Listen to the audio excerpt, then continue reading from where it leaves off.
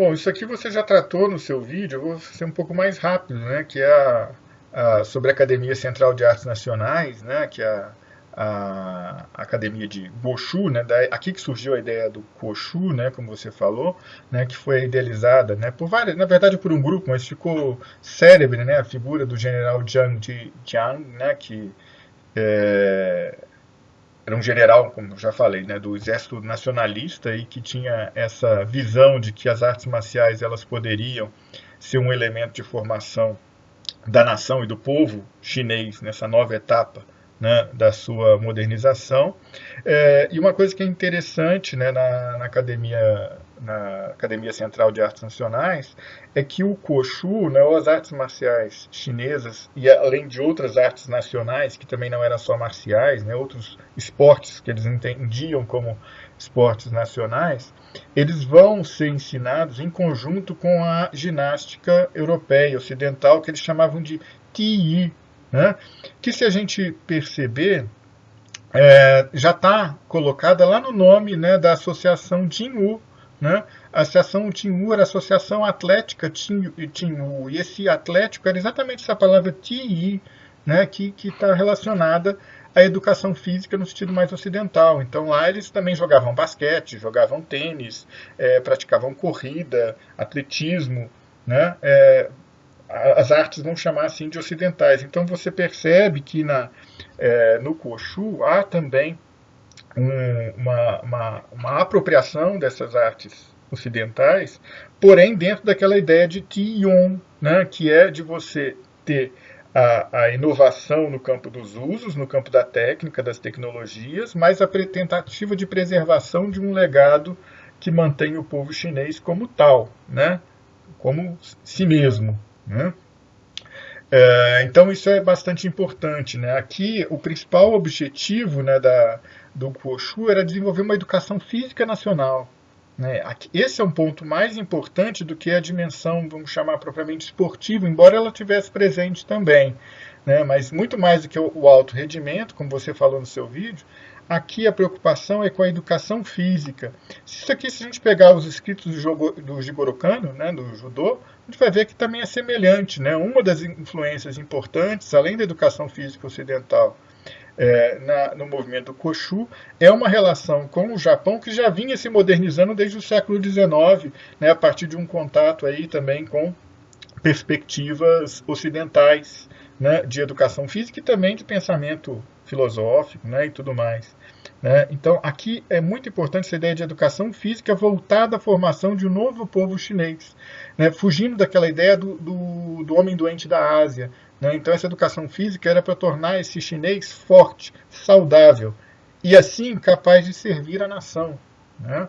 Isso é uma coisa importante na ideologia do Koshu, né, que você forma alguém que seja capaz de servir a nação. E nesse contexto que se vivia aqui ó, 1920, 1940, esse servir a nação incluía, sobretudo, o serviço militar, né, já que era um momento, né, em que a China vivia entre várias guerras, né, principalmente com a guerra com o Japão, né, nas tentativas que o Japão teve de invadir várias partes da Ásia, inclusive da China, inclusive com sucesso muitas vezes, né, naquele contexto ali que é o contexto da Segunda Guerra Mundial, né? Então a gente está falando aqui de um movimento que se dá em meio a conflitos bélicos importantíssimos. A gente não pode perder de vista nunca esse contexto quando a gente avalia, né, o que estava ocorrendo na China durante esse período. Aqui a gente tem vários conceitos importantes também, né? Quando a gente fala do nacionalismo, né, chinês, né, do Kuomintang, a gente precisa de ter em vista esse conceito aqui, ó, Sanmin Juyi, né, que seria os princípios, né, os três princípios, né, do povo chinês, né, ou da China, né, a partir da visão do Kuomintang. Que forma uma ideologia, né, uma das suas expressões, essa ideia de Zhonghua Minzi, né, que seria a ideia de uma nação chinesa pensada como uma união, como uma família, né, das várias etnias que compõem a China. Né? Então, se a gente tem uma visão fragmentada, étnica fragmentada, né, por exemplo, do Império, né, o povo chinês é o povo Han, é o povo Manchu, é o povo Hui, é o povo, né, mongol, né, tibetano e por aí vai. Né? Nesse momento, que é o momento da formação da República, né, e desenvolvimento da ideologia nacionalista, se cria a ideia de que existe uma nação chinesa que reúne esses vários grupos étnicos. Né?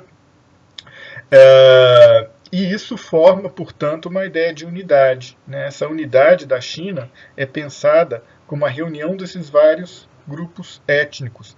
Isso vem da Revolução, né, que instituiu a República, né, que é essa Xinhai Guomin, né, em que participaram vários grupos étnicos, sobretudo 5. Né, e por isso ela é conhecida, né, essa ideologia é conhecida como a ideologia da República dos 5 povos, né, ou das 5 etnias, dos 5 povos, né, poderia ser traduzido assim, o Zi, que são representados por essas cores, né, de uma bandeira, né, que foi idealizada nesse momento. Que se a gente observar, por exemplo, nas fotografias lá da Associação Jinwu, né, que você mencionou no vídeo, tem lá essa bandeira frequentemente aparecendo, né, que é a bandeira aí das 5 etnias que participaram da construção da República, que passa a agregá-las numa mesma família, né, nessa ideia de Zhonghua Minzi. O que é interessante a gente pensar nesse conceito, né, da grande família chinesa é que, culturalmente falando, essa família ela não é uma família homogênea. Né? E nesse momento é necessário pensar em uma certa homogeneidade. Se a gente está querendo falar daquele Ti-Yong, né, aquele forma essência, essência-função, que essência é essa? Né? A essência é a Hui? A essência é a tibetana? A essência é a Manchu? Não. Né? Essa essência ela tem que conseguir abranger o conjunto. E essa essência ela foi construída culturalmente pensando nas 3 escolas, que são 3 escolas que são muito mais importantes, talvez, para uma das etnias, né? Ou pelo menos ela se encontra melhor, né, expressa na cultura de uma dessas etnias, que é a etnia majoritária Han. Né? O que seriam essas 3 escolas?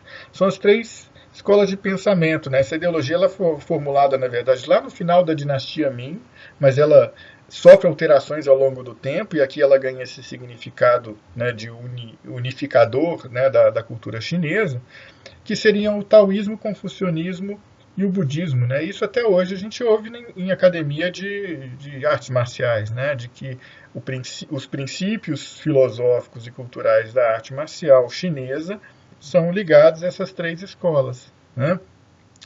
Então, aqui, né, aqui se forma essa ideia de que a nação chinesa se confunde com essa cultura unificada que estaria relacionada a essas 3 vertentes. Né? Isso é muito forte dentro do nacionalismo, isso é muito forte dentro do Chiang Kai-shek, por exemplo, que é aquele tradicionalista, né, que eu me referi anteriormente. E é esse tipo de cultura letrada, né, antiga, que formaria essa identidade chinesa, que é muito combatido dentro da Revolução Cultural. Né? Aqui a gente tem esse contraste bem definido. Né? A Revolução Cultural ela ataca propriamente essa constituição de um campo de ideias, né, um campo aí cultural ligado a essas 3 escolas tradicionais, né, de pensamento. Né? A China comunista tenta se afastar dessas escolas e se aproximar ao mundo da ciência, da filosofia ocidental, do racionalismo, de vertentes que romperiam, né, com essa tradição antiga chinesa. Ainda que a gente saiba que o confucionismo ainda é muito forte, mesmo dentro das ideologias comunistas dentro da China. Né? Mas o confucionismo, como a gente sabe, talvez das 3, seja aquela que é uma ideologia menos ligada ao aspecto religioso, místico, né? E tem um aspecto mais civil, né, político. Isso é muito valorizado dentro do socialismo e dentro do comunismo também, essa visão da coletividade, né, de privilegiar o coletivo, a ação pública, né, o serviço público. Então isso é mais familiar ao universo comunista, né, e ao universo socialista, e foi bastante incorporado, né, inclusive nas práticas, né, do Partido Comunista e da China de modo geral. Né. O confucionismo, na verdade, talvez seja a instituição mais antiga que existe na humanidade, né, instituição ideológica, vamos chamar assim, e a que mais tem, talvez, junto com o cristianismo, com o islamismo, que ainda tem mais vitalidade, assim, né, que as pessoas ainda seguem com maior vitalidade. Uma coisa que é importante dizer e mostrar, né, apesar de a gente enfatizar o aspecto esportivo do Wushu, né, do Wushu moderno, por exemplo, o aspecto das Olimpíadas, né, que isso como muito valorizado, né, pelos comunistas, como você mencionou no vídeo, Jerônimo, essa relação com as Olimpíadas, ela começou lá na década de 30, né, durante o período da Segunda Guerra, né, quando você tem ali, né, a Berlim sediando, né, os jogos, a Berlim já de Hitler, né, esses jogos famosos, né, de Berlim, né, por conta da tentativa aí da Alemanha mostrar, né, a sua superioridade racial, né, dentro daquela ideologia do nazismo. Né.